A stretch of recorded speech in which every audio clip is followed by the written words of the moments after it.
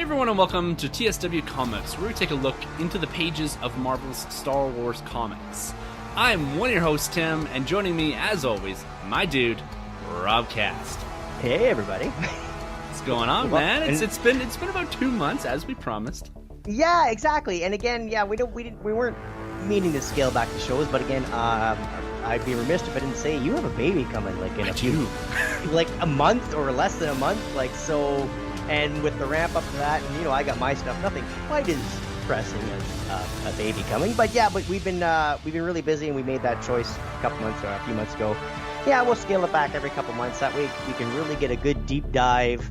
And just cover what we've been reading and what we've been chasing and everything else, and just keep you up to date on what's going on with Star Wars comics. Yeah, it's exciting. We're kind of in a bit of a transition phase, I'll call it, in Star Wars comics, seeing the end of the Vader series, seeing the end of Poe. We've got the Star Wars main series continue to run here, but we're starting to see some momentum pick up, especially as we run towards Star Wars Celebration. That is in just over a month's time. So that may conflict a little bit with the new addition to my life, like Rob mentioned. Yeah. We're in the due month, so I'm in a space here where I'm kind of on high alert, if you will. Well, I remember you were mentioning, I think, to Sanjay and giving advice to Troy about speeding these things along, and you mean something about driving over train tracks and other things you can do to help. Yes. But we'll leave that to Tim's household, and Yeah, some more enjoyable ones the doctor suggested as well. Yes.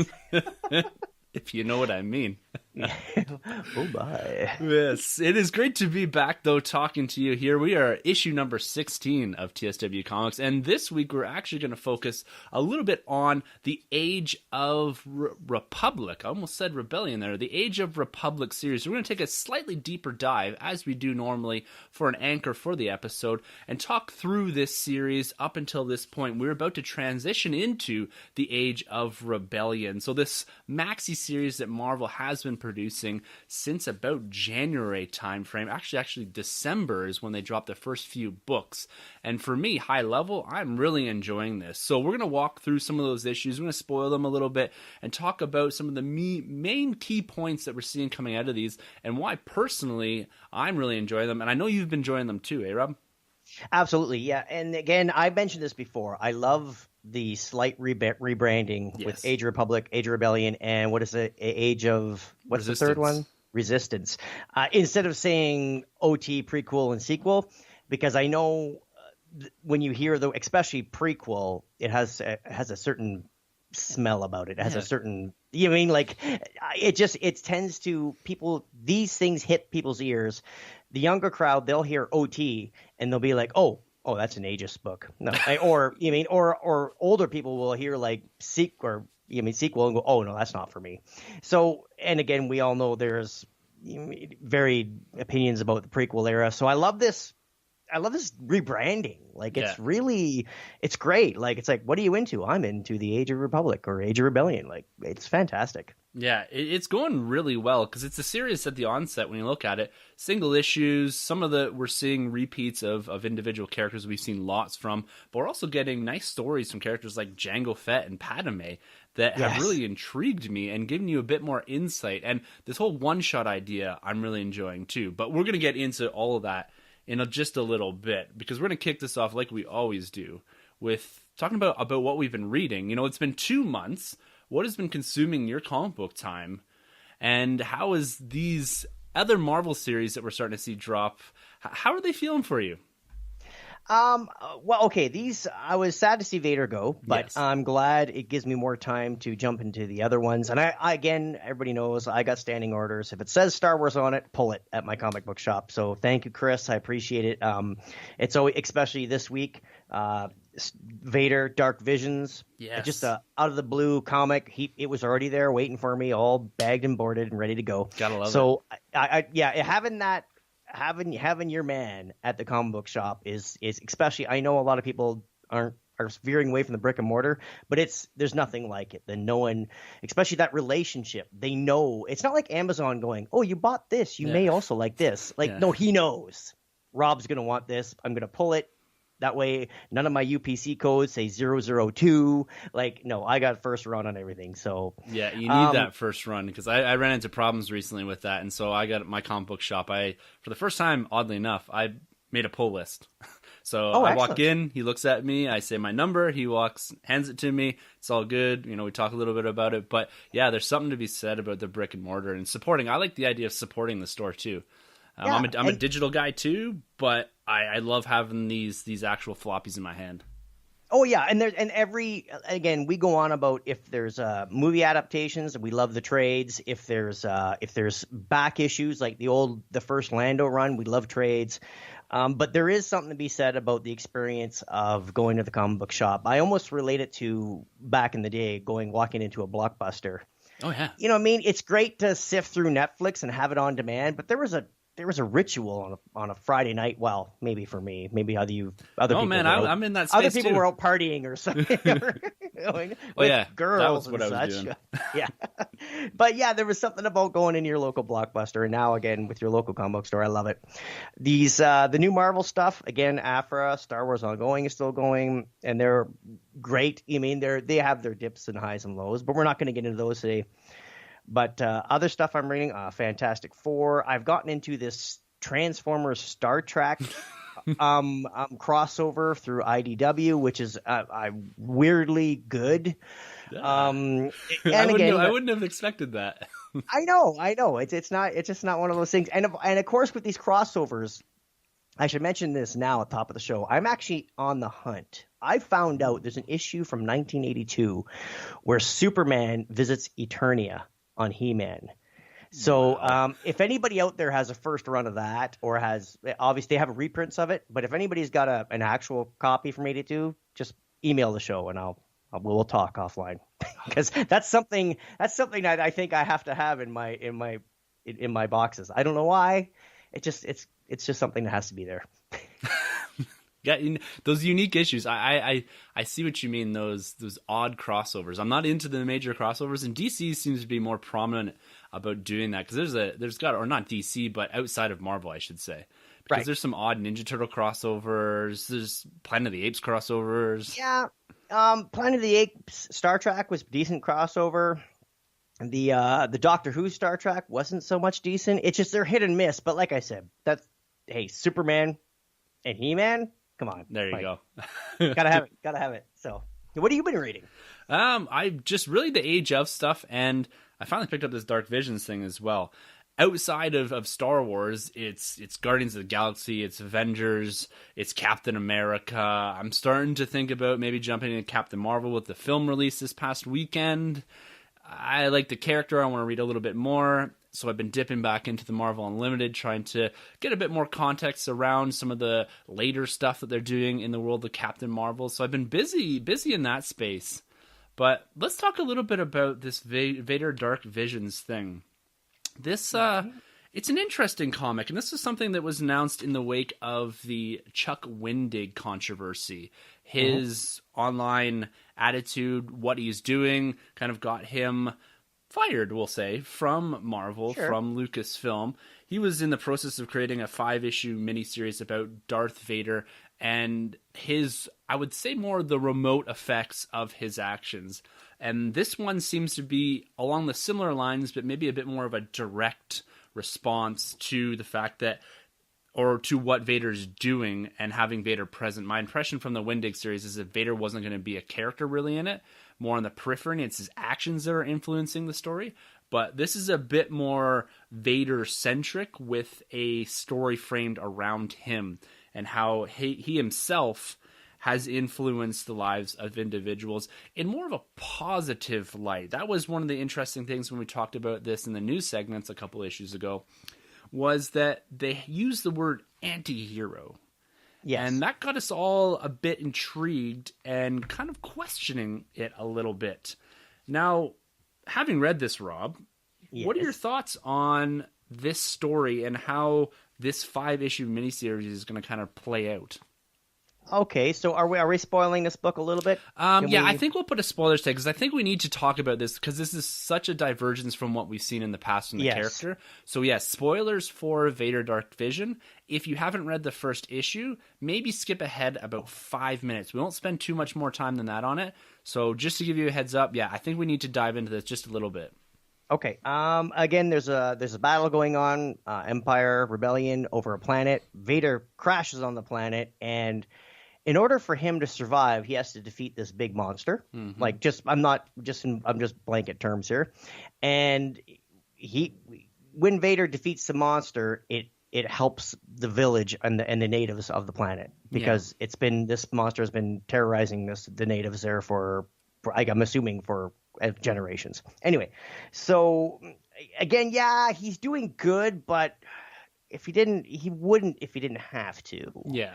You know what I mean? And so it was kind of like a side effect of, oh, wow, you guys benefited? Okay, whatever. Like, I needed to get off this planet and I had to go through that big bad to do it. So yeah, I really enjoyed because he is pardon the phrase, Dark Knight, because he Yeah. is a former knight, Jedi Knight, and he's all in black. And then they see him where he's on like a Pegasus kind of Yeah. horse, black. He's like, but it's like black demon like thing with horns. Like, so it's really cool. So you see Vader riding a black Pegasus fighting a monster like even the Kraken. And that's on the cover. The horse Yeah. with the shield. We don't see the shield.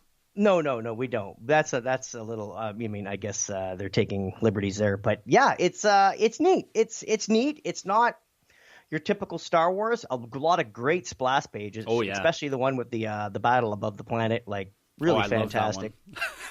one. So yeah, I liked it. It was good. I mean, if we're getting more of this, I'll take it. Sure. Yeah, I'm actually right there with you. I'm intrigued more than anything. The story itself is a bit fantastical for Vader. Yes. It almost, the way I look at it is this kid is seeing this massive battle, and it's from this kid's perspective, and that might not be exactly how it happened, but in his mind, it's this huge thing because he goes back and tells a story about, Right. I believe they call him the Black Knight, and so for me, that's the way I'm imagining this. Is from his perspective, he's seeing this incredible battle, and there's this massive splash page of Vader with the sword lit up, jumping towards the mouth of this thing that is stories high. And so I'm thinking this is more of a from their perspective or from a certain point of view to put it in the context of Star Wars. Right. And he is this shining knight. And it's kind of an interesting perspective, interesting take, because we've gotten the Vader or the definitive Vader run in comics. We just came off the back end of that with Charles Soule. So to pick up with a Vader focused story where you're developing his narrative, his arc, is going to be very difficult to do because of how good the last 25 issues were. Now, doing Yes. something like this, it's an interesting take. I was worried that it was going to have him doing good things for the benefit of individuals and not for himself or the Empire. And like you mentioned, this is more of him surviving, and the consequences of that benefit others. So the word anti-hero, at least in this book, it's not particularly applied to Vader. It's not a Deadpool where he's got self-motivations but the heart of gold type thing, right? Right. And again, I think you're right. The narrator of the story is this child from the planet. So again, in reality, Vader could have been slicing up a crocodile with his lightsaber. Exactly. But in the kids' eyes, it was the be all and end all. It was this huge, battle or whatever it was. So yeah, but decent read. Check it out. Again, a lot of fantastic splash pages, and it's worth it. Like, Yeah. it's definitely worth picking up. Yeah, it's a bit bigger of a book too. It's the $4.99 US cover price, so it is a bit expensive here in Canada, but it's more the splash pages you're getting. It's the art, which is actually pretty good in here. It's a bit more stylized than we've seen in the past with the Charles Soule stuff, but I think it fits what we're reading here as far as the stylization of the art. And yeah, it brings a different kind of I like the idea of a slightly different take on Vader. So I'm going to continue with this. I always say they've got one book to hook me, and this did it. So I'm going to read through this whole miniseries. I was going to do it anyways, but I'm happy to read it with a smile on my face as opposed to I have to read this for the pod. Yeah, exactly. And also too, like, it's a great idea. It's just different enough where they know they can't go toe to toe with the last Vader series or even the one before. Like, those were 2 home runs. Like, it's just take your base. You mean, and it's really it's not playing it's not absolutely not playing it safe. It's completely different, but at the same time, I'm glad it's not trying to compete with what it had before. Exactly. Paving new ground here, and that's what we need in Marvel Comics, because we've got kind of our subset of our main series since 2015, and it's time to skew away from that a little bit. And I think we're starting to see that pick up where their focus is shifting towards other characters. Right. And so I'm excited about that. And I guess with that, let's just jump into some of the news here, the comic news. There hasn't been a whole bunch released over the last 2 months, but there's been 2 interesting sub-releases of miniseries that we're going to get leading into 2 different and separate events. And the first one is a comic book that is going to tie into Disney's Star Wars Galaxy's Edge. Now, I'm ecstatic about this new park in Disneyland. They just released that they're actually opening them early, and they're doing somewhat of a phased release or opening where they're going to crowd control all of this, which they should. Yes. I believe it's May or June the first one's going to open now, which is only a couple months away. And it looks like what they're doing is you have to book time to go into the park for the first 2 months of the opening to try to avoid what is inevitably going to be an insane amount of people trying to jam into this brand new section of Disneyland / Disney World. Oh yeah, I can't wait. I've got a trip booked August 15th to 22nd of 2020. I'll be on a Disney cruise. Nice. For family stuff. And again, I'm not, hey, if you want to meet me up, that's fine, whatever. but yeah, maybe Tim and I were talking offline, and maybe if you're going to do something like that with the family, maybe what? I'm going to be right there anyway. I might as well, just spend a little time on shore, right? Exactly. I'm in the same space. We just booked it's not a Disney cruise. We shifted away from that, but April 2020. We are going on a cruise. I think it's April or May 2020. We're going on a cruise there down in the Caribbean, very similar to you. But we've decided instead of doing the Disney cruise, we're going to shift those funds over because it's substantially cheaper to do like a Royal Caribbean. We're going to shift those funds over to and do a week-ish, maybe 5 days in Disney World. We were just there last year, and we're a huge Disney family. And the new baby will be old enough. My daughter's going to be a little bit older. So we're going to be there about a year out from the opening of the park, which hopefully means it's going to be calmed down a little bit. It's not going to be as crazy. Everything's going to be open. And yeah, Galaxy's Edge is definitely top of list. So yeah, we're both going to be there within just over a year's time, year and a half, whatever. We'll catch it while it's still a little fresh. I guess, yeah. But it's immensely exciting for Star Wars fans, for Disney fans, that this world is going to be brought to us, and it's going to be quite interactive. They are doing some pretty wild things with regards to, I think, what it's going to look like, but also this immersive experience that they've promised. And they're starting it off really by leading different types of media into this park. So the first time we're seeing a crossover with a theme park, we're getting comic books and books. Now, I was just going to jump in, which is strange because now you'll read a comic book series and you'll be able to, you have that as your jumping off point almost, and you're in it. So it's very interactive. Like, it's almost like a best comparison would be like video game. Yeah. You know what I mean? Because we have the novels about Battlefront, and then we actually get to play in Battlefront. You know what I mean? So I'm loving this. This is great. And if you're not into it, then don't read the comics. Just go enjoy the park, or read the comics and have a great story if you're not in the traveling or theme parks. But it's win-win-win. Exactly. And it speaks so much to the immersive nature of what all of this is going to be, what they're trying to craft around it.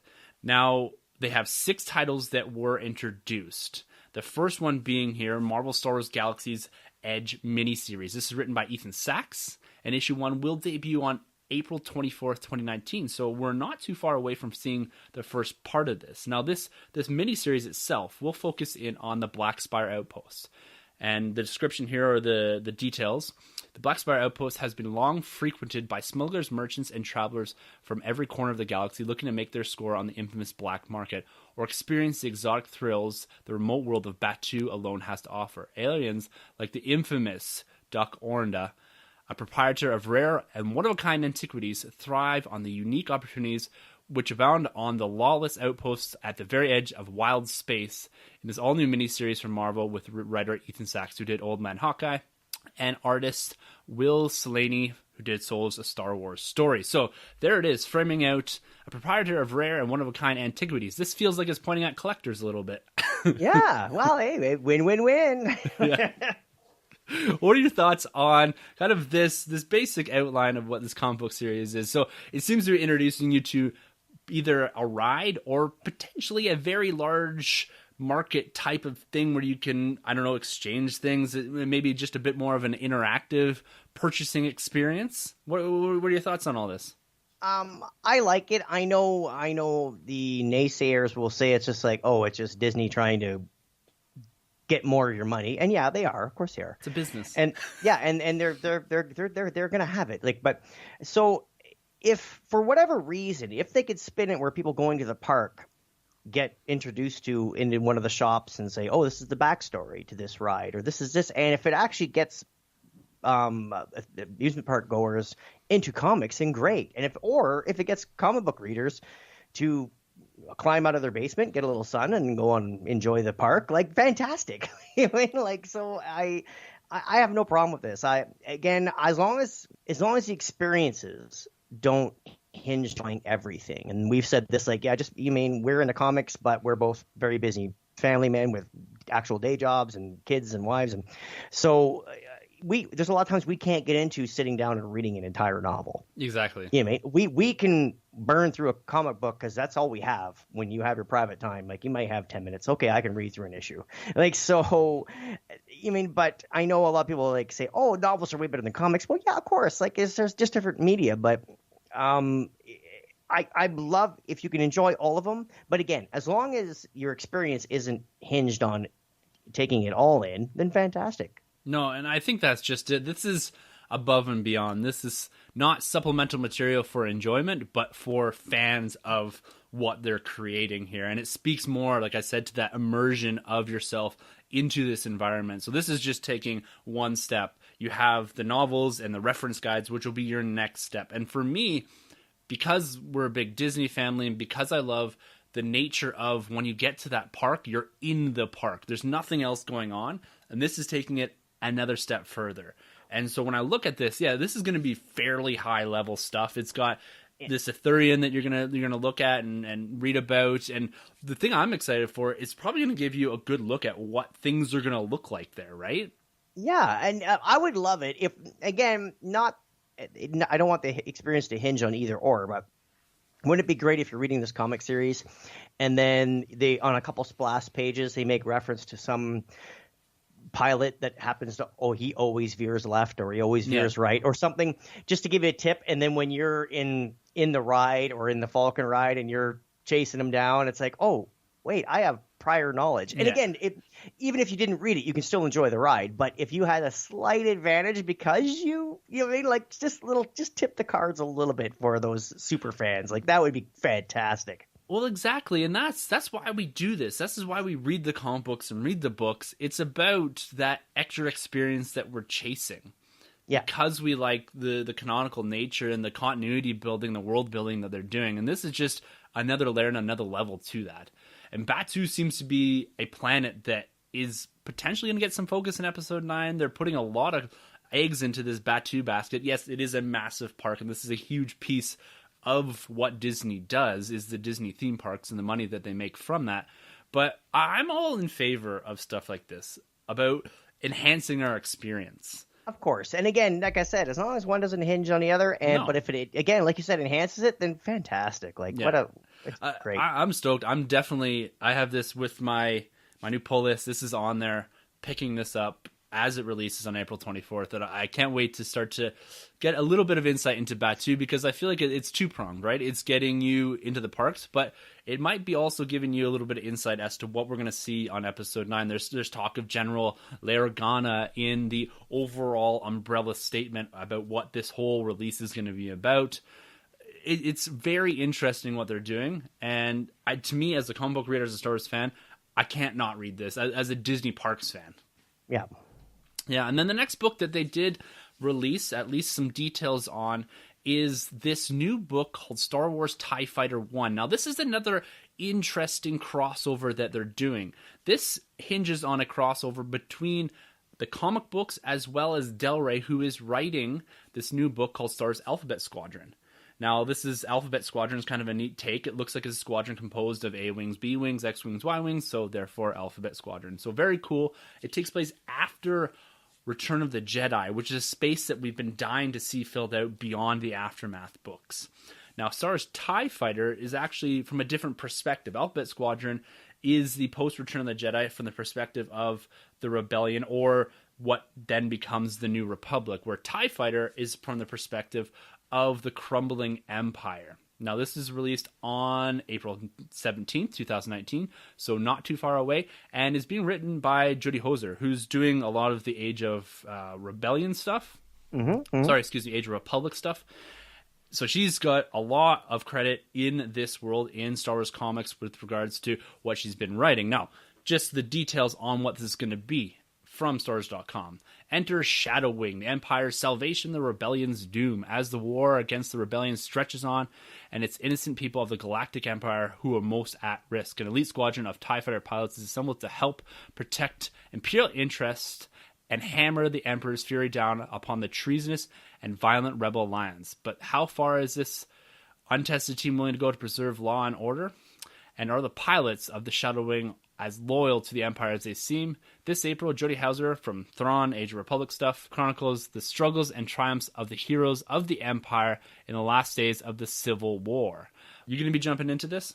Oh, yeah, absolutely. Sounds very Battlefront 2-ish. Again, yeah. I love the timeline, and I also love its perspective. I love the fact that, we get this in the Lords of the Sith novel, where they're saying they're on Ryloth, I believe, and they're saying, yep. "Oh, I'm a freedom fighter. I'm not a terrorist." And you hear the people telling themselves that I'm in the rebellion, so I'm a freedom fighter. I'm not a terrorist. I'm not a terrorist. Like, they're trying to.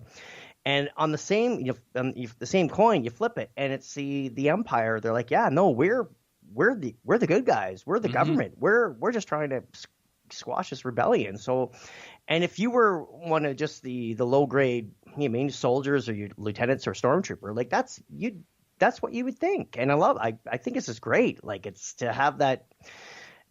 Like I said, both sides of the coin play out here. It's great. Like, we got a good example of that from that fan film, Bucketheads. Yep. Just released through, I know our good friend Rob Williams from Generation X Swing. He has an in with those guys, and it was Blues. I'm not going to spoil it, but check it out on YouTube if you want to see it, Bucketheads. But it had either on, I think it was Endor, and there was perspective from the stormtroopers.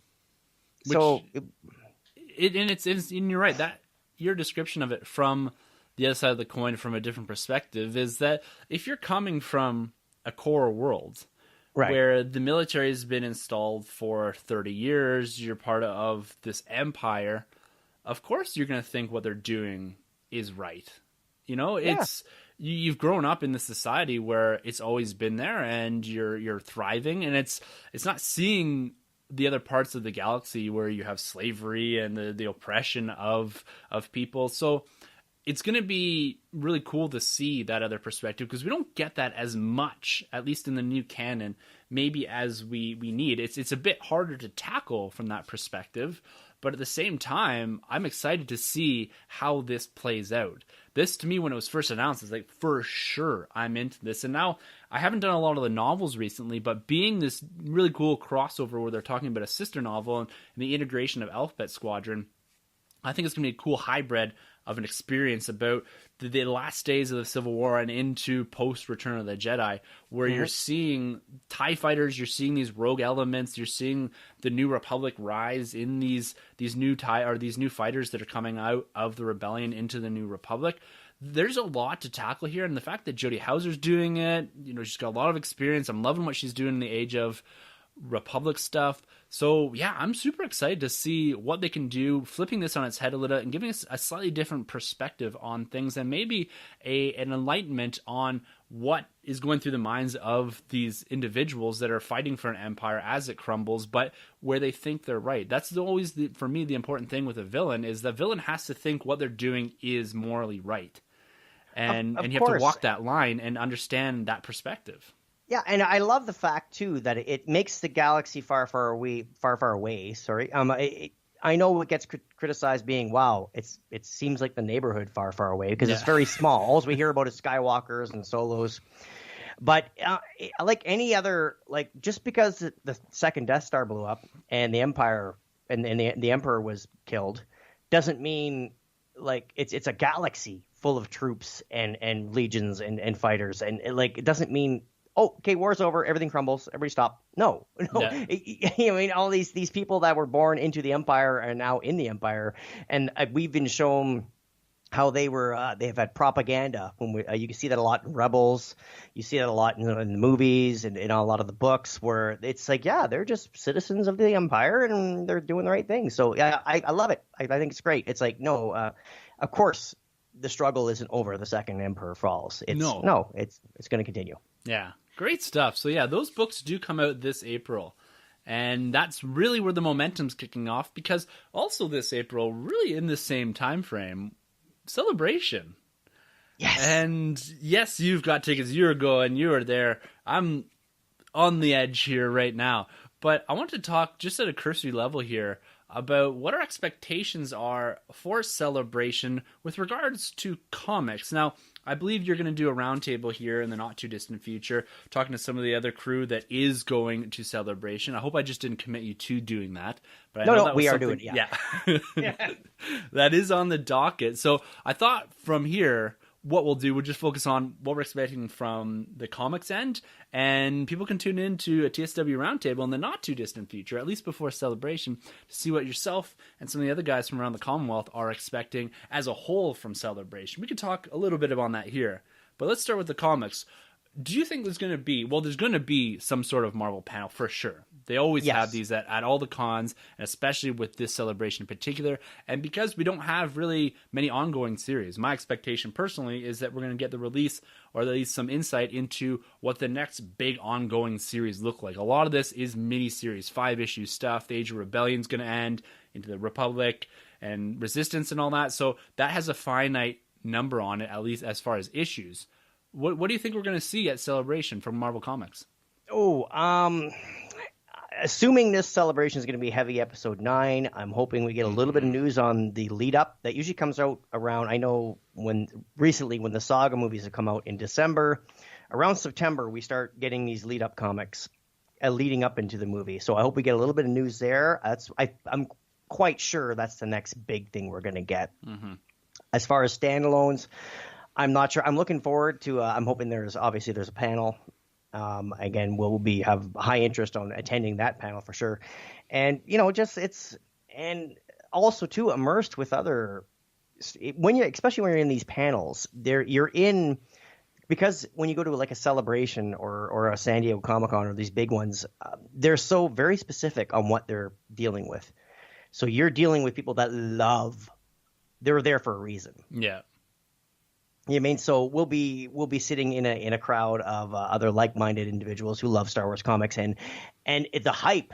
Even though, yes, we're literally getting news that we get across our desk anyway, but just because we'll be in the room and hear it from somebody talking in a mic, like it's different. It is different. I was lucky enough to be at the Clone Wars panel at San Diego Comic-Con in 2018, and that's when they revealed the Clone Wars is saved, and we were there, and it was just supposed to be a 10th anniversary celebration of Clone Wars fans. There was 1,000 people in the room, and then we got this huge news. Boom. And I know the rest of the world heard it, or everybody else heard it as soon as they as soon as I wasn't even out of the room before I tweeted about it, obviously. So the Commonwealth knew what was going on, but to be there was awesome. So if we get into these big reveals, or I'm hoping maybe, I know they usually have some exclusives. Like I know I picked up a few Star Trek ones in San Diego last summer, but obviously this will be very Star Wars heavy. So yeah, I'm looking forward to just some news, but my big expectation is lead up to episode 9. Yeah, I'm right there with you. I think that we're definitely going to get some of that road to episode 9, if you will.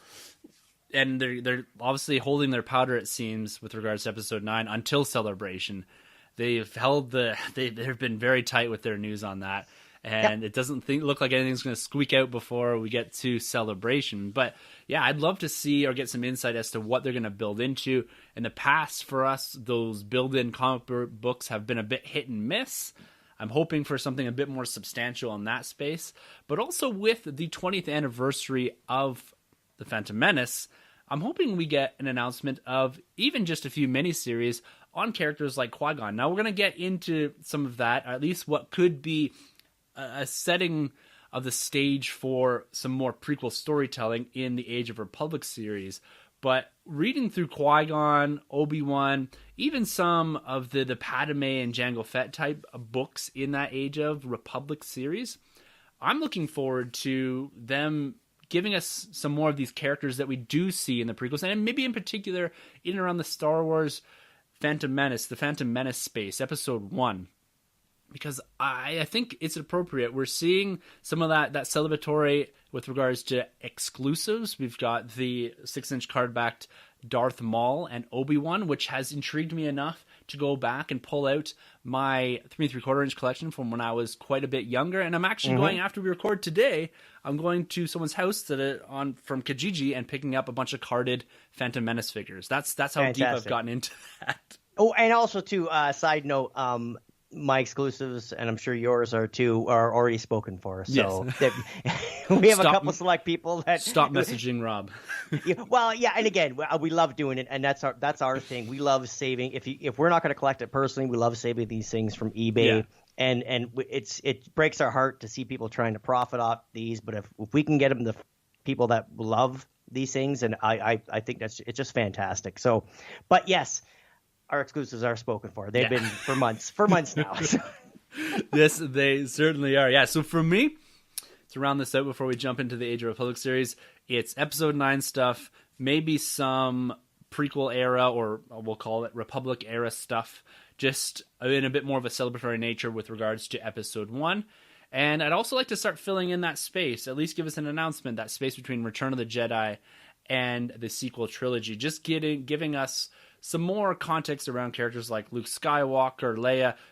We can do ongoing, we can do miniseries. You can pick up on a character that maybe is introduced in episode 9 that is part of the Resistance that we haven't seen. Lando, maybe. I don't know. Let's fill some of that space out. So I'm looking for a few ongoing series in that post-Return of the Jedi space, build into episode 9, as well as a look back into the Republic. And in particular, I think Qui-Gon is a character I want to see more of.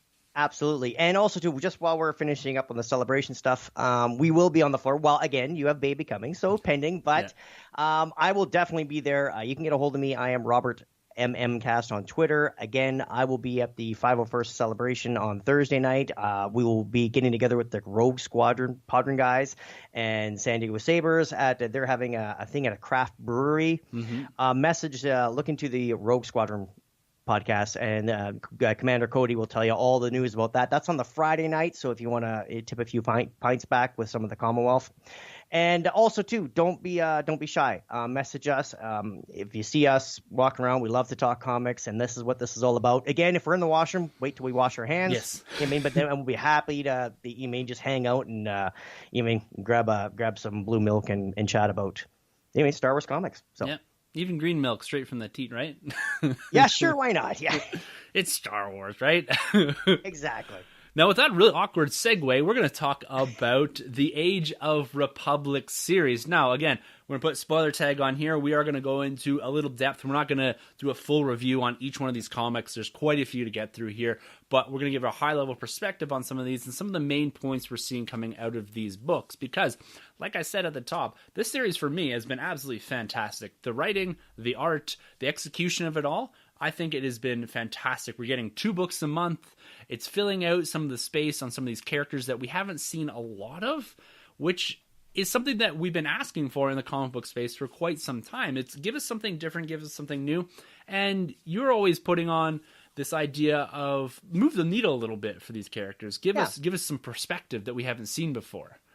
And that's what these books are doing. So, as a whole, how have you enjoyed the Age of Republic series? Now, there's one more book to come out, General Grievous, that comes out March 13th. But other than that, we've got everything from Age of Republic, and we're about to transition over into Age of Rebellion. But high-level thoughts on this whole series so far?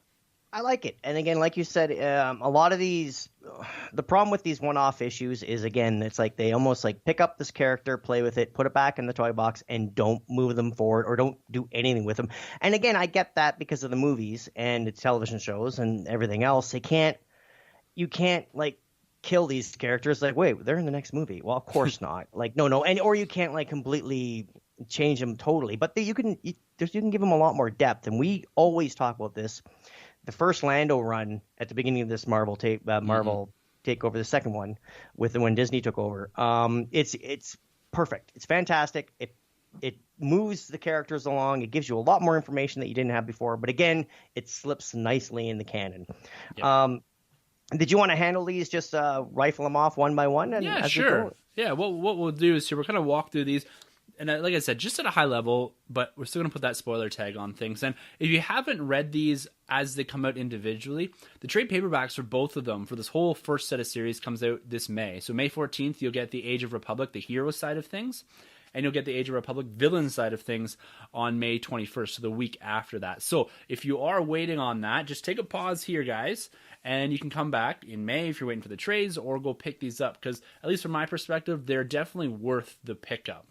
So we're going to kick it off, and we're just going to kind of do it in release order here. And the first one, and we have talked about some of these at a high level, but I just want to go through because I've had a lot of fun with these, particularly with Qui-Gon. I just want to touch back on that a little bit here. Now, Qui-Gon Jinn, this was the first one to be released in December of the last year, so this is when this series really kicked off.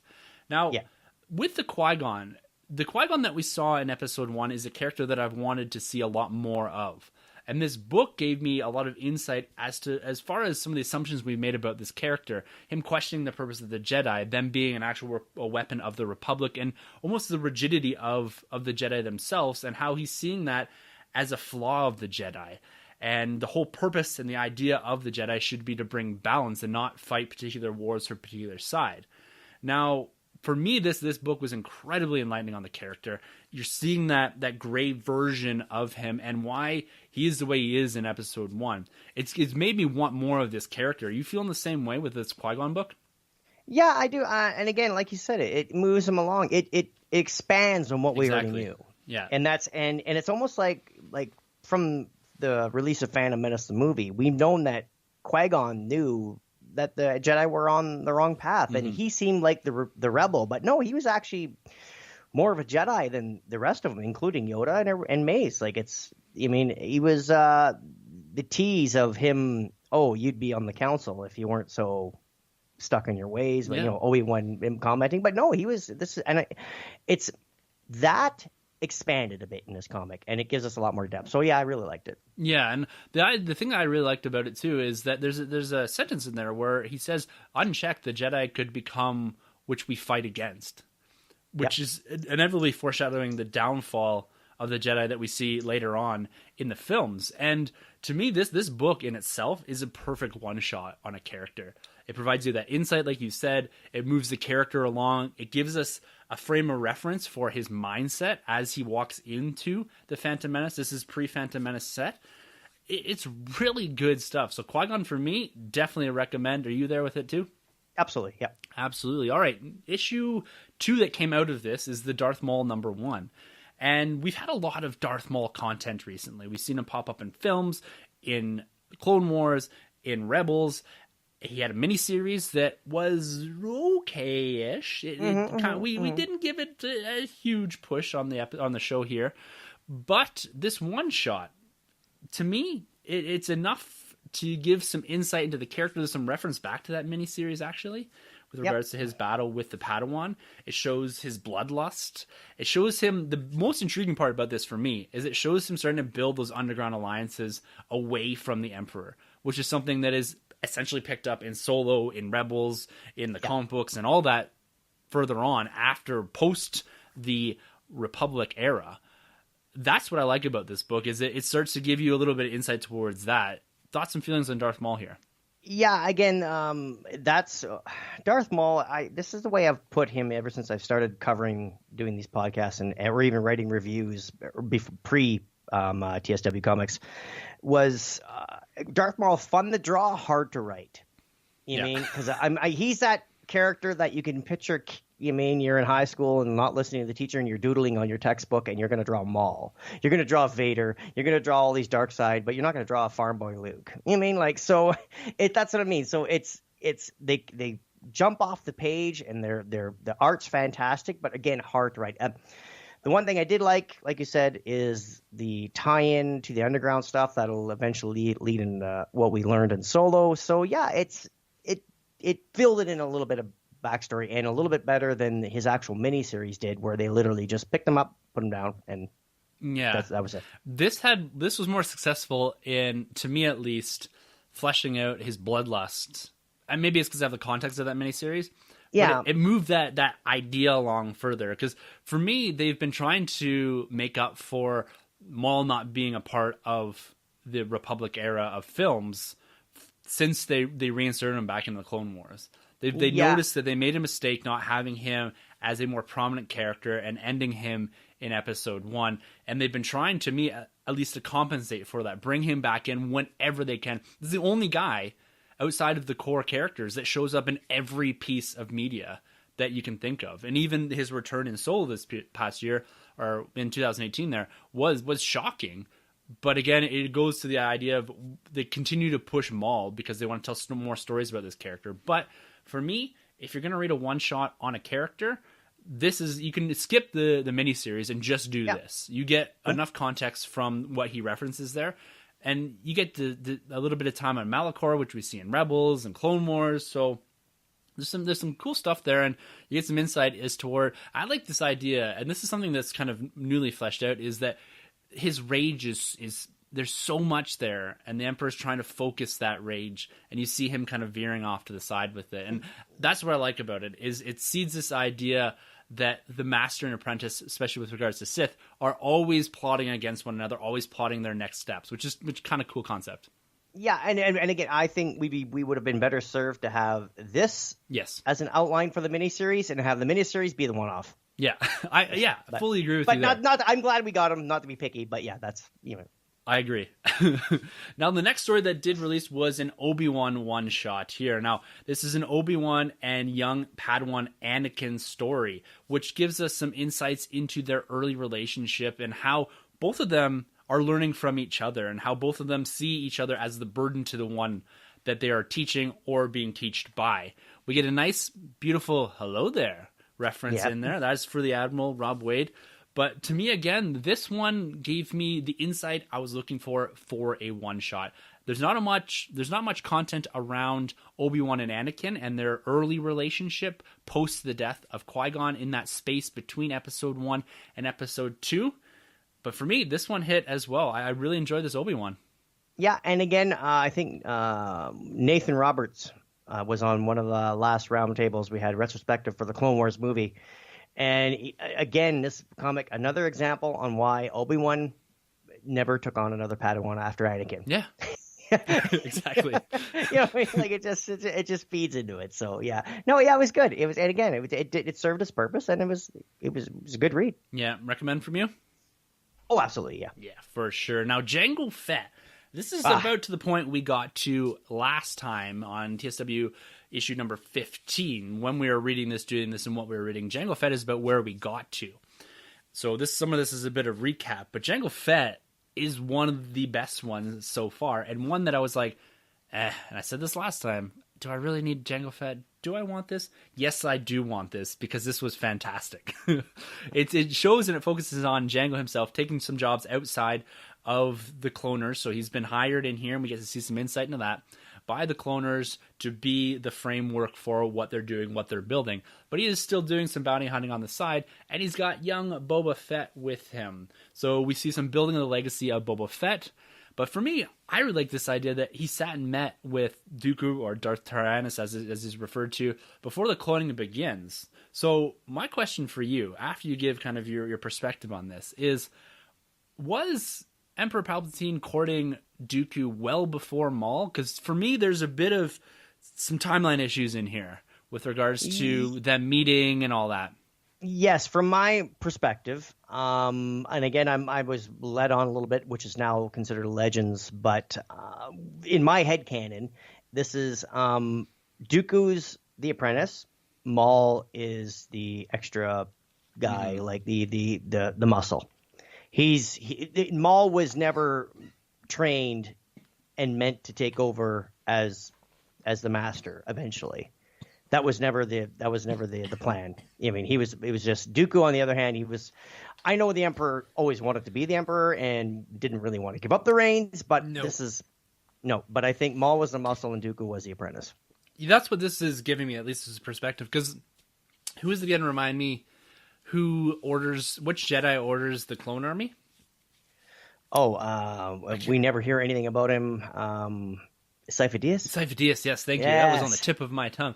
My impression of Sifo Dyas is that it was actually Dooku that was Sifo Dyas.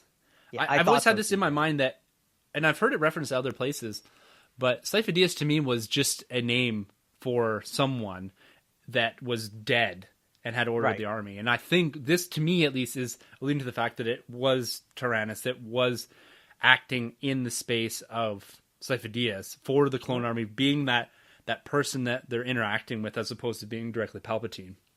So for me, this confirms my headcanon with regards to how all that unfolded. Yeah, and also, too, I love how when we do get Dooku once in a while, like we hear him as Master Dooku, and then, oh, no, Count Dooku. I mean, and then we get that a lot in the Dooku one-off, too. But yes, definitely. Now, Jango Fett, what about his story and the building the legacy of Boba Fett here? It was great. I like the training. I like the learning from his mistakes. I like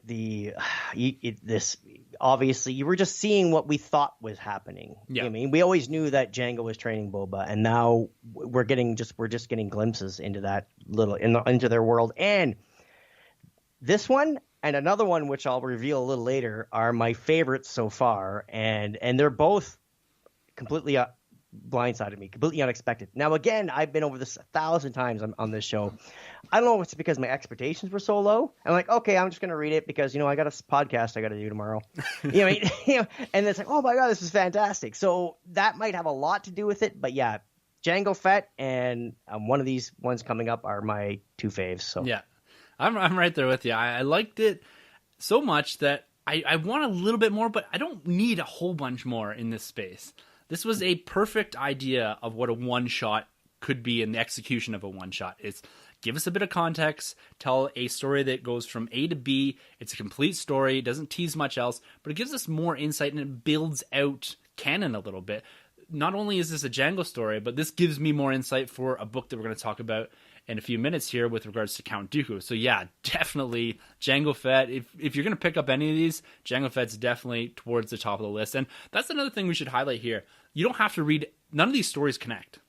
So there's not some through-going thread or arc that connects all these up that makes you have to read every single one. You can literally pluck this off the shelf and read just this and be satisfied with it and not have to read or do anything else. But more to the point, the ones you think were I'll say this right now, they're all decent. And they're all you're not going to waste your time reading any of these. But you think, the multi-character special issue coming up we're going to talk about here, or, Anakin, that's really awesome, or this and that. You're going to miss out, again, with this Jango, and another one I'll mention later is like, if you were just picking and choosing, you would have never picked it off the shelf, and you would have missed out. Yeah, definitely.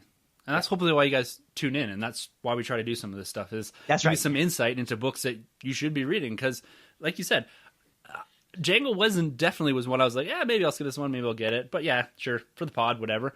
Yep. One of the best ones. Now, you alluded to this special. So this is an interesting take that they're doing is instead of giving individual characters their own one-shots, they are doing this extra large special. So the first one here had a Mace story, Jar Jar, and Aurora Singh story. So very condensed stories telling some individual idea or a little tale on these characters. Now, what are your thoughts on this concept of the special and jamming 3 stories into one here, and your take on the different stories that we did get in here? This is probably my least favorite. Yeah. Of all of this Age of Republic. Jar Jar with a lightsaber. Yeah, that was with Rex, and Mace Windu is Mace Windu, and and Ventress was cool. Ventress was the cool part. Oh, sorry, was it not Aurora Singh? It was Asajj Ventress. Yeah, sorry. So Ventress was the highlight of this book for me. But again, it was just It's okay. It's okay that they weren't given their individual one-offs. Yeah, I agree with you. It seemed like they had a few characters that they wanted to touch on. The Jar Jar story and the lightsaber, I like seeing Rex in there, but for me, it was a little clumsy. The Mace stuff, we have a 5-issue miniseries about Mace Windu. Mace isn't one of my favorite characters. There's a question that was tossed out to the Commonwealth.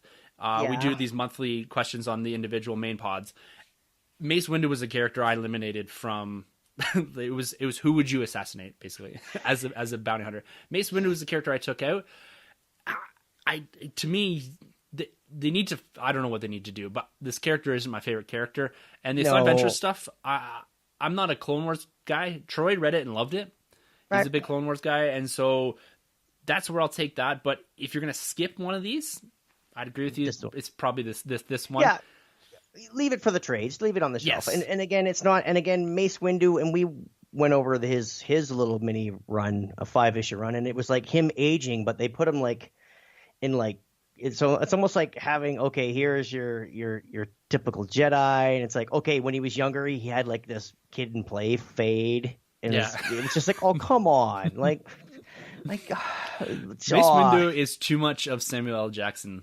Yes, exactly, and way too many stereotypes, and it's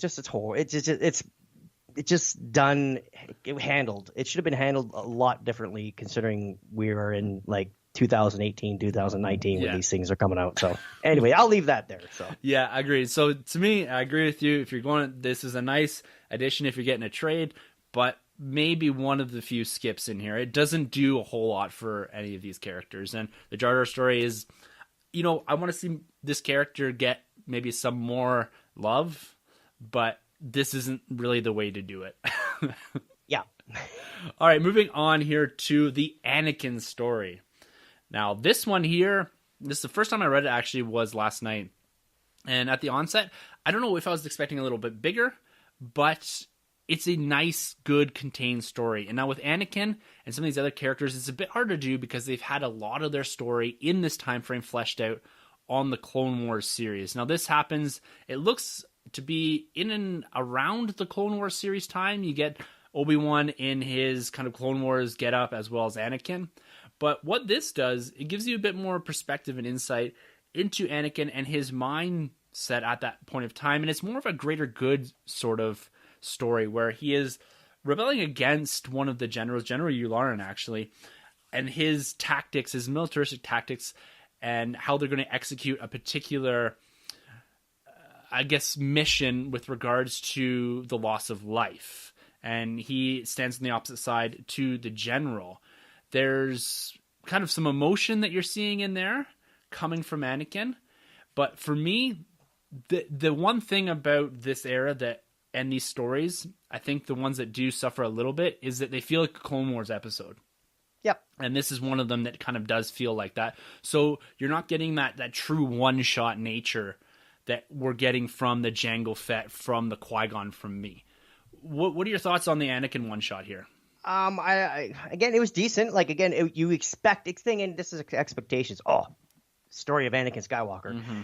And then once you start flipping the pages, the art's a lot like, it's like, oh, it's not, the art isn't like Clone Wars, but they're in their, like you said, Clone Wars garb.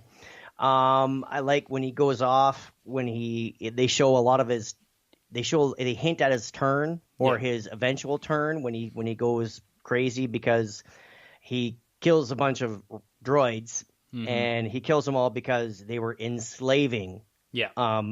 people, and he harkened back, and they show some panels about him remembering when he was in fact a slave and his mother was a slave. So it's like it's kind of like that thing with Anakin. It's almost I kind of compare it to like Marty McFly. Don't call me chicken. If Anakin sees slaves, That's so well or done. I'm sorry. if Anakin sees slaves or sand, he just snaps. It's Yeah. triggers, right? And away he goes. So again, it's what they did. What they're supposed to do is a decent issue, great art. They show a little bit of his turn and more of the reasons why. And yeah, he's not losing it because he's insane. He's losing it because of, I mean, it was nurture versus nature. You know what I mean? Like that's how it went. So yeah. Yeah, and if you're a fan of Anakin, I'd say pick this up. You know, it like you said, it does a little bit, it moves the character a little bit, but I'm not sure that they can do much in this space with Anakin because of the amount of content that they have already. It's more backfilling. I almost compare it to when he slaughtered the Sand People on Tatooine in Attack of the Clones. Very similar, but slightly different for different motivation. Yeah, exactly. So yeah, definitely a pickup. Now, Count Dooku, a character that when we did our retrospective on the Attack of the Clones, I said either get rid of him or commit to him. And to me, this is a nice parallel to what we get in the Jango story. We're getting a bit of a build out of Dooku in this space of time before. I don't know if it's before his. It looks like it's before his actual reveal, right? Yeah. So this is taking place pre-Episode 2, where he is one of the Lost Jedi, but not considered to be part of any larger scale separatist movement, or even the eventual reveal that he is a Sith apprentice of sorts. So we head to Sullust.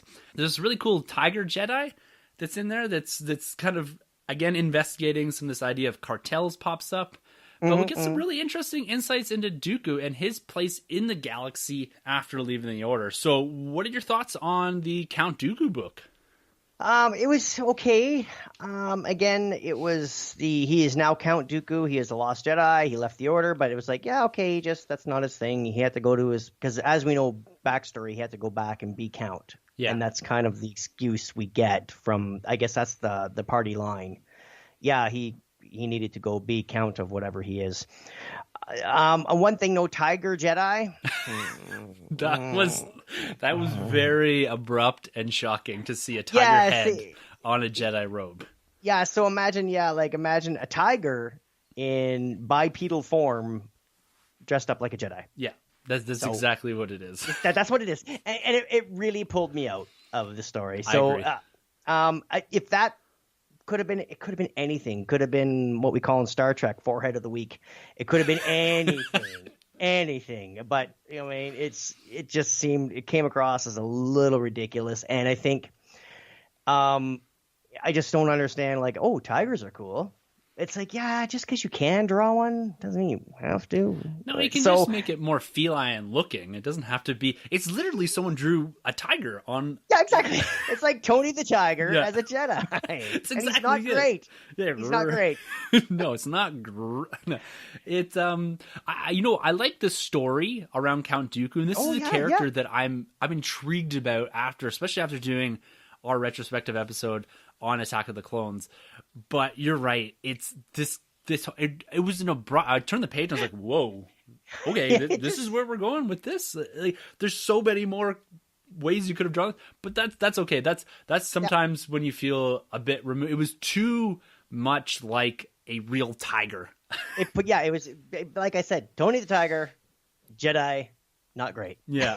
So it pulled me out of the book. Again, I like the story. If it could have been done any other way. And again, the art's good. It's a great looking tiger. Yeah. Like there's nothing wrong with it. It's just it's a tiger. So yeah, there we go. So yeah, so you get some nice insight into Dooku and him trying to forge relationships with different cartels as he's building up eventually what is the Separatists, and it's really executing the plan of Emperor Palpatine. To a degree here. So I like seeing that. I like how it parallels a little bit with the Jango story. But yeah, to me, it's a recommend, but be aware that there is a tiger in Star Wars. Yes. A bipedal one. not anymore. Yes. Spoilers. But I'm assuming there's a race of bipedal tigers somewhere. Yeah, there's definitely a planet just full of walking and talking tigers. Yes, exactly. Sure. Maybe we'll see it in episode 9. Who knows? Hope not. Anyway, moving on. Now, we got one more book to cover here because Grievous comes out on March 13th, and I'm not sure exactly when this episode is going to drop, but that may drop before this episode actually hits the TSW feed. But the last book we're going to talk about today is the Padme book. Now, this just came out this past week as we record. I just by process of elimination, this is clearly the other book that you like. This is the one. Yeah, this is the one. I would, and again, if I wasn't such a completionist and I have every other Marvel Star Wars comic since the Disney takeover, obviously I'd pick it up anyway. And this is one I just would have walked by. And any other, and I do a podcast about Star Wars comics specifically, so obviously I'm going to pick it up and read it. Or if I wasn't a completionist, this would be like a digital read for sure. Yeah. But it's like, wow, this is great. It's Padme. It's a great. I mean, she's fiercely independent. It's a great story that way. But what I really liked about this book was how it really highlighted her handmaidens, the people, like the people around her, her friend, and how they have that deep connection. We see it at the beginning of Attack of the Clones when one of them is a decoy and she gets killed, and there's a lot of emotion there. Well, we get a little backstory here saying like, yeah, this is why they're so connected, because they are more than just subjects following her around. I really enjoyed it, and it's again blindsided. I fully agree with you. The idea or the term handmaiden gives you some idea that they're servants of sorts, right? Yes. Like bring me water, bring me grapes, whatever. To me, they're bodyguards. There's this whole piece at the start about Anakin. So there's some interaction with Anakin about him wanting to go with her and protect her and all that. And they're strapped. They are, like you said, they're badasses, I would say. Yeah. So I want to build more on this idea of the handmaidens that we do see more prominently in episode 1 and episode 2 are actually her bodyguards, these badass warriors. And confidence, because they know about Anakin. Yes. They know what's going on. They might not know about the wedding ceremony, but they know there's something going on there. So, and it's great that it almost makes you feel better that Padme has people there that know and can be like, oh, Anakin's here, watch the door. Like, it makes more sense. Yeah, because it is more real life. It'd be like, if you're having an inner office romance and you had a couple people that knew that were helping you out, like it just makes sense. You know what I mean? Like, and you're married and then eventually pregnant, and Anakin's not the most normal person. Like, you have to have people to talk to. You know what I mean? Like, it makes sense, and they are badass. And I was completely blindsided. If you could ask me 1,000 times, what do you want in Star Wars? And this has never come up. And well, I like it. It's great. Again, because the expectations were so low. It's like, okay, I'm going to read this Padme, doing this podcast tomorrow. Oh, this is entertaining. Like, completely blindsided, but yeah, I loved it. I agree. The other thing that I like that they do in here is they sow these seeds of mistrust in Anakin from Padme. So she goes on this diplomatic mission where she's out trying to reach out and pull in neutral systems, or at least have discussions with them. And she lies to Anakin about where she's going because he's too close to the Emperor. I really like that idea that there is this mistrust brewing because of his relationship with Palpatine, not only within the Jedi, but within the person that is closest to him. Yes. Yeah. And well done. Like, and it doesn't affect the movies. It doesn't affect. No. It doesn't. Yeah, there's a little mistrust, but just because she knows Anakin's pals with Palpatine, so it's not like all the dialogue in Revenge of the Sith is like thrown out now because of this comic. No, it makes sense. Yeah. Like that's what I mean. It's one of these comics. They picked it up, they did something with her and her surroundings, and then it slips right back in the canon, no problem. Exactly. And the thing that I like about it too is that they give her, and I think they need to build more on this character, as just being this incredibly intelligent and powerful woman. There's hints of Leia right through this book. Now, I know Leia is her daughter, but we're kind of retroactively building Padme out as being the mother of Leia, this very empowered and just warrior type of figure in. Yeah. And you're not getting a whole bunch of that, but I'm getting hints of Leia through her, the independence idea. Absolutely. Because we could see Anakin in Attack of the Clones and Luke in New Hope and be like, oh yeah, they're father and son. Yeah. They're both whiny and sulky and whatever. And like, so you could see it. So like, this is on the flip side. It's like, oh yeah, you can definitely tell Padme is Leia's mother. And yeah. They're, Definitely. And now the last one that we don't have in our laps right now is the General Grievous, which I'm actually kind of looking forward to. He's got a lot of content built out in the Clone Wars. I want a pre-Clone Wars. That's what I'm hoping for this. I want to see how Grievous comes to be part of the bigger picture here. We kind of jump into him, and he's kind of abruptly introduced in Attack of the Clones. Let's set before that and see some of his build there. That's what I'm hoping. I'm hoping we get more of the Tartakovsky Clone Wars explanation with Grievous, but in now canon. Like, put it in here. That's what I'm looking forward to. Yeah, so overall, this series, by the sounds of it too, there's some real standouts for both of us, and we're more or less aligned there. There are a little bit of dip in quality, but overall, guys, if you're not reading this, to me, this is a big recommend. The trades, like I said, come out this May. Get out there and grab the trades, digital, whatever you do. But if you're a Star Wars fan, these are very good books to kind of dip your toe, at least if you haven't read comics, if you haven't read Star Wars comics, dip your toe into what inevitably will lead to this onslaught of reading comic books, I think, because this draws you into the medium of comic book reading in Star Wars. It does really good things, and it's not overly time-consuming. Yep, and again, out of the first, I think, 7 or 8 we just discussed, Jango and Padme for me. Yeah, I have to agree with you. I do. Jango and Qui-Gon are probably the ones that I like the most. And so for me, there you go. You got, funny enough, Jango is the crossover recommend in there. There you go. As far as the top. So that's something to be said about that Jango Fett story. Now, in April here, we've got those big books that we've been talking about with regards to Star Wars TIE Fighter, as well as the Galaxy's Edge stuff. But also, just to finish this discussion off, Age of Rebellion starts here on April 3rd with the Leia book. So we're jumping eras here from Age of Republic into the Age of Rebellion. There's some really cool stuff going here, but it's focused predominantly on the main cast of characters with Leia, Solo, Lando, Luke. There's a Grand Moff Tarkin, which I'm really excited for. There's a Boba Fett, which I'm hoping ties a little bit into the Jango Fett stuff. Jabba the Hutt, and a Darth Vader series, as well as a special that looks like it's going to focus in on Biggs and Porkins, Yoda, and IG-88, just based off the cover. Just based off the cover. Well, there we go. Again, the bar isn't high as far as the special goes. So, yeah, definitely get up. Hey, Biggs and Porkins, right on. I'm sold. Yeah. So it's going to be exciting. We're going to jump into this. Probably we'll wait a couple weeks, maybe do a bit deeper dive into this Dark Visions in the next couple of months.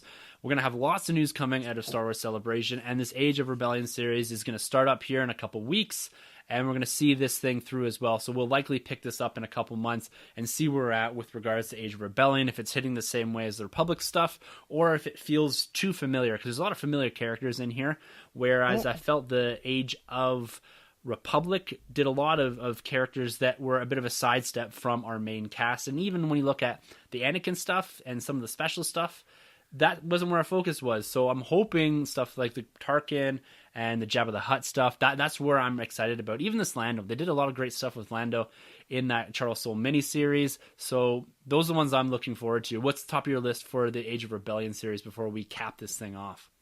Well, it's got to be Porkins. Again, it just. Again, I'm not being funny. It's Biggs too. Like that. I mean, yeah, absolutely. Like, give it to me. Like, I got to see this. Like this. That's what's, because we have stories of everybody else. You know what I mean? So yeah, let's see. Give me something I haven't seen. Yeah, definitely. All right, man. Well, geez, it's been a hell of a time, man. Talking comics, running some of this stuff down, and the next time we come to you guys, we're going to be in a post-celebration world. So a whole new Star Wars world. It's exciting times, man. Man. And also check the Commonwealth, because we will be during Celebration World. So I know just before we sign off, a lot of us are getting together. We're going to be down there. I know Dave and the Tatooine Sons are going to be there. Sandcrawler, Rogue Squadron podcast, the San Diego Sabres podcast will be there. I know Steve 3 from Generation X-Wing is going to be there.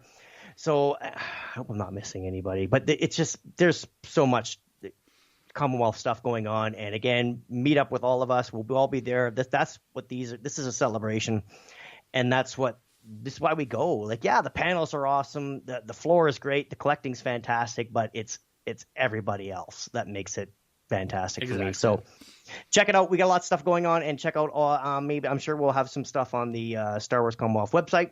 Yes. Which is swcommonwealth.com, right? StarWarsCommonwealth.com. StarWarsCommonwealth.com. My apologies. So yeah, check that out. And of course, for me, at Robert MMCast, you can get me for anything Star Wars and Commonwealth stuff. And also too, you want to chat comics, I will be at Celebration. Also too, we are scheduled to have a Celebration roundtable coming up. That's kind of a where we talked a bit about the comics this time, but we're really going to get into what we're looking forward to about Celebration. And you can get all the final details about where we're going to be and how you can meet up with us and have a chat. Yeah. Now, whether you get another podcast out there, man, why don't you give that a little shout out? Oh, yes. Yeah. The Roman Potting Cast. Actually, last week we had Corey Riley, Knight of the Commonwealth from the Big Open podcast. He joined us. That was something else. Again, it's for mature audiences, but if you're in for a laugh, we release Roman Podcast release Wednesday at 3 p.m. Eastern, and hey, it's just a little half an hour, and it's my good buddy Roman and I have a great time, and so check that out if you're so inclined. Yes, definitely recommend appointment listening for me for sure. And if you're looking for me, you can catch me at the NerdRM on Twitter. That's usually where we do most of the interaction there. And if you're looking for a bit more Star Wars content as well as Marvel and DC, you can also catch me every Thursday on the Nerd Room podcast, where we run down everything Star Wars, Marvel, and DC news and reviews. Captain Marvel is going to be a big focus here for the next couple of weeks. So I'm not sure when this is dropping, like I said before, but if you've seen Captain Marvel and you want to hear a review, check us out, because we're going to be dropping that this Wednesday, which will have been this Thursday, the 14th of March. So if you're into Captain Marvel, into Star Wars, Marvel, or DC, come check us out. We've got a bit of a rotating cast at this point in time because, coincidentally enough or not, we all have had babies in the past. Well, I haven't had mine yet, but the other two have been introduced to this world. So I'm the lone standing man right now, but that will come for me in the not too distant future. So yeah, make sure to go check everything there out. And I guess that being said, man, that about wraps it up for here at TSW Comics. I just want to give one shout out to the Admiral over at TSW. That is Rob Wade. You can check him out at emotionally14.com. And you can see everything that's going on within Talk Stores over on storescommonwealth.com as well. So big shout out to our man, Rob Wade. Yes, absolutely. And also to the Nerd Room, while Tim is away enjoying his newborn baby, there might be a DC takeover of the Nerd Room. There are talks of that happening, but if you're a big DC fan, we got something planned for you. So, much to Tim's chagrin, I'm sure, but, he's a Marvel guy. I'm a Marvel guy, but I'm a supporter of DC, I call myself, and I'm very much in support of a DC takeover from yourself and a few other friends, including, absolutely. My host, Sanjay. He is a big DC guy, so we'll see what these guys can cook up. And there might be some wild podcasting going on over on the Nerd Room feed in the not-too-distant future. So we'll leave that there for you guys, and we're going to sign off here. So for TSW Comics, I am Tim. And I'm Rob. And thank you very much for joining us. We'll see you guys in about 2 months in that post-celebration world. See you later.